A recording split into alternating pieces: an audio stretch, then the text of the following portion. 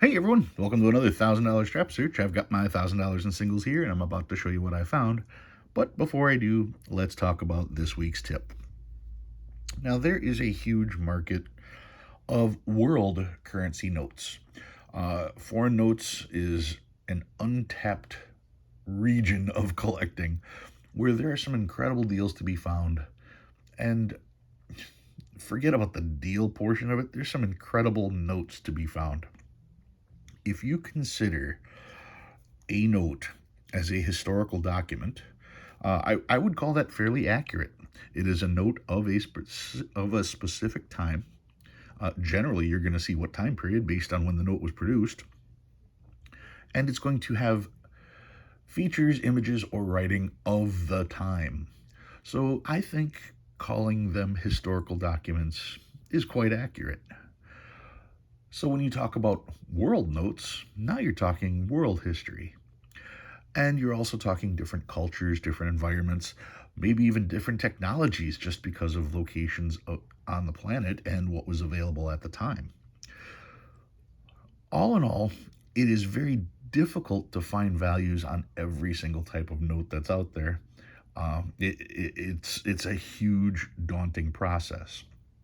So when it comes to buying foreign notes, ideally, the first thing you'd want to do is check the conversion rate, because if $1 is equal to 1,000 of whatever denomination you're talking about, then you certainly don't want to be paying $500 for a five whatever note if the conversion is 1,000 to 1. Um, so that's kind of important, paying attention to how much the conversion rate is. Um, that's kind of one of the huge pitfalls, because if you don't know, you could be buying the paper version of a penny for $50. But if you limit yourself to spending only, I'm not going to spend more than $5 or I'm not going to spend more than $10 on foreign currency, you can find some really impressive notes. Okay. My limit is, well, my choke point is $20. If I see a note and I don't know what it's worth, I'm not going to pay more than $20. If the note turns out to be worth $1, fine. I got taken for $19. But you know something? I will probably make a video out of it and I'll recoup that cost. Anyway, um, so don't ignore foreign currency. Even if you don't have any kind of price guide or anything, set yourself a limit to, what's the best way to say it? Splash around in that market. If you see a note with something that you like, I mean, who knows? Maybe you have elephants that you collect, and you see a note with an elephant on it. That would be a great piece to add to your collection. Just don't go overboard on the pricing.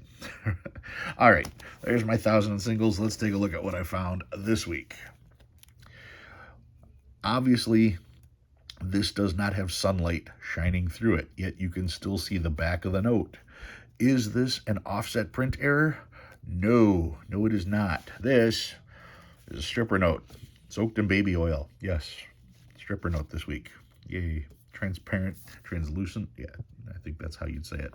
So, yeah, there it is with sunlight coming through. There it is without sunlight coming through. And when we look, yeah, the note is, I don't want to say it feels greasy, but this definitely is covered in oil. All right. I found a Where's George. This is a cool Where's George. I have never seen this stamp. Good, clean fun. See where I've been.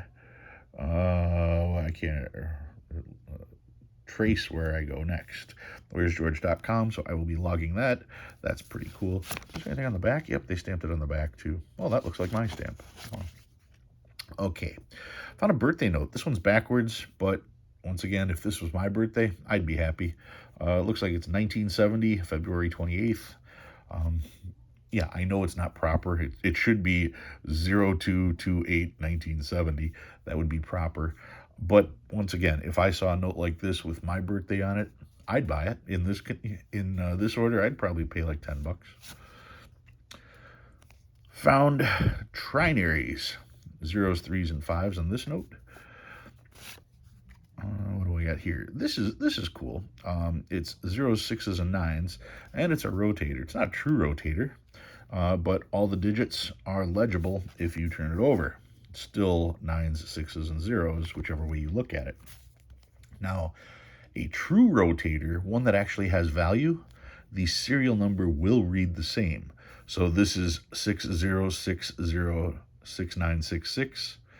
If you turn it over and it would have, this clearly reads 9969, which is not 6066.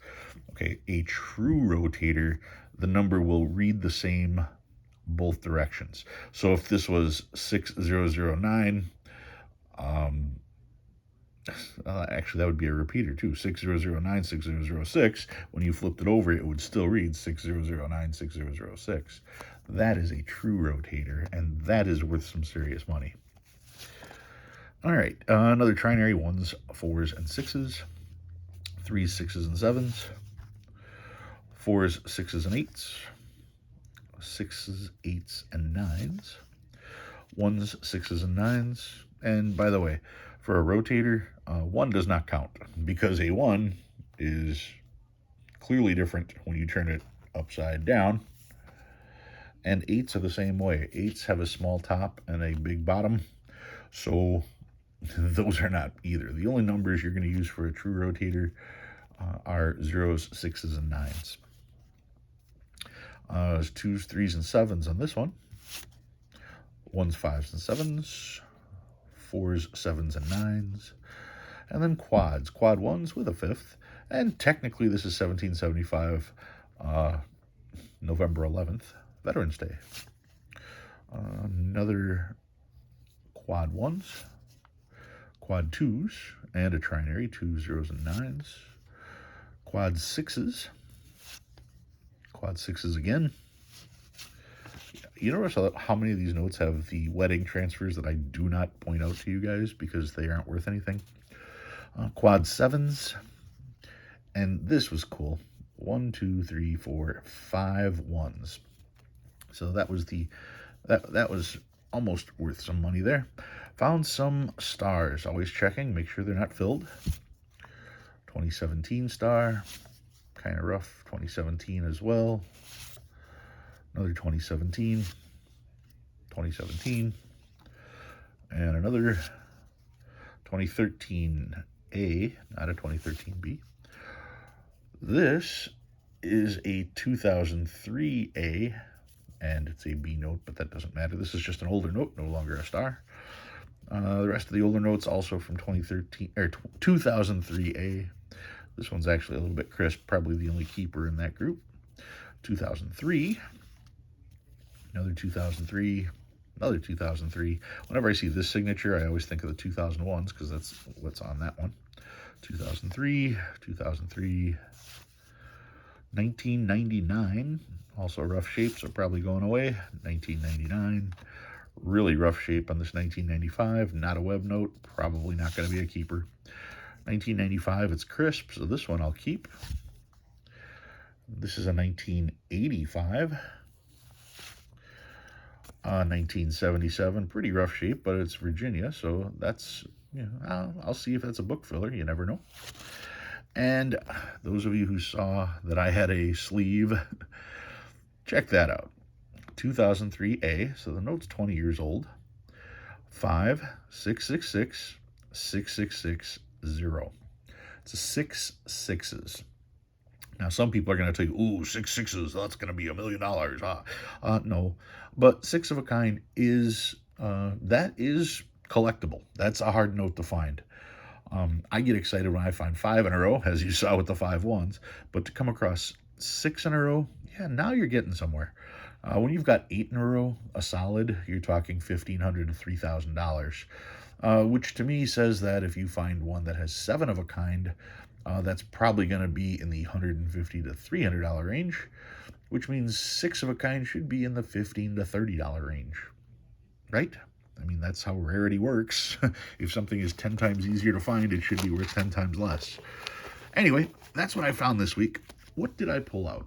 Well, I was talking about foreigns, and I have this, and I think this is I saw this and I thought that was really unusual, and I have to point it out. I think it's supposed to go like this, to be honest. I think it's a vertical note, not a horizontal note. Um, and if you know anything about this, great, because you're ahead of me. For instance, I do not know if it goes this way or this way. Actually, that's not true. Based on this image right here, I'm pretty sure that I am holding this note correctly. It does have two different stamps, and if I look at the back, once again, I'm not sure if it goes this way or this way, and if we check the image out, maybe we'll get some hints as to which direction it goes. Um, Based on these characters, I believe it goes this way, but it looks like whatever this is, this almost looks like a cheetah or something from this direction. Like that's the back and that's the face. Not even sure. This, what is this? I was told this is called samurai money. And it's not, but that's what I was told it was. Samurai money. This is supposed to be from 1890's, the 1890's, and it's actually exceptionally thick. It's like a bookmark. It feels almost like it's made out of felt. So it's a very interesting piece of currency. So because I saw that like that, I'm like, well, it's less than $20. It was pretty close. It was like $10, $15. Maybe this one was $8. But for that price, I'm like, I gotta pick one of these up. So I grabbed it and tried to do a little bit of research. And it turns out that this is actually Chinese money. And I've got two books on world paper money. The regular issue book did not have anything like this in it. And the special edition book had over 200 pages on Chinese specialty currency, and it still didn't have this listed in there. So I could not identify what it was. And I'm just going through all these here. I then, in my infinite wisdom, demonstrated my lack of ability to use technology, downloaded Google Translate, and took a picture of it to try to figure out what it said. And of course, I have no idea what I was doing there. And the only thing I could come up with is that, which side was it? I think it was this side here. Was it? No, it was this side. This symbol here, one of these two symbols anyway, represents the number 5. So this is 5 something, okay? And to get back to the samurai currency portion, when I was told samurai currency, well, that implies Japan. And when I used Google Translate, it said this was Mandarin, so this was Chinese. Well, samurais were from Japan, not from China, so that kind of, I found interesting that when this note was given its nickname, however many decades ago, that they just kind of blurred everything together and, oh, samurai money, just not even paying attention to actual. Well, what's the best example I can come up with? Christopher Columbus calling them Indians because he thought he was in the South Indies. Thus, they were from India, must be the Indians, when they're actually nowhere near India or the Indies. Anyway, using Google Translate, I managed to figure out this, and it meant 5. This meant 5. And I felt really stupid because Google Translate wouldn't tell me anything else on here that I could figure out. So I'm probably just using the app wrong, which isn't a surprise. But it said 5, and all I had to do was really focus on the note a little bit more, because this was supposed to be essentially a coupon representing, no, not a coupon, but for lack of a better word, we'll call it a coupon, representing rice. And if you look, there are 5 bags of rice on the note itself. So yes, this note was worth 5 bags of rice. You could exchange this note for the 5 bags of rice. And that's as far as my research got, because I found myself spending an awful lot of time trying to research this particular note. I've had this for some time and just haven't brought it up because, well, when you collect currency and you can't find stuff about currency, now it just becomes a neat, I don't want to call it a bookmark, but they call it a bookmark. Anyway, that is my Japanese, not Japanese, my Chinese samurai, not Chinese samurai, 5 bag of rice note from the 1880s to 1890's. If you learned anything new, other than the fact that I don't know how to use modern technology, go ahead and hit that like button. If you like what you see and you want to see more, please subscribe. Love reading all your comments. Guys, thanks for watching. I'll see you next time.